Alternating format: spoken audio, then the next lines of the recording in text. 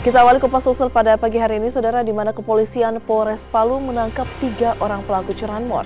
1 orang diantaranya dilumpuhkan dengan timah panas dikarenakan mencoba untuk kabur saat hendak ditangkap.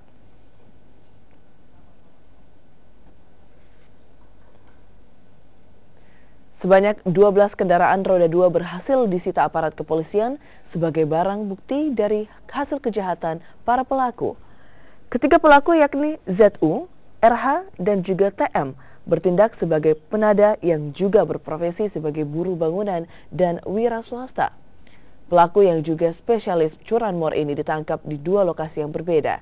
1 diantaranya terpaksa dilumpuhkan dengan timah panas di bagian kakinya karena melawan dan berupaya kabur saat akan ditangkap. Dari data kepolisian, mereka telah menjalankan aksinya di 40 titik di Kota Palu dan sekitarnya. Tindak pidana TKP kurang lebih hampir 40 TKP ya. Hampir di seluruh wilayah Palu ini mereka sudah main ya.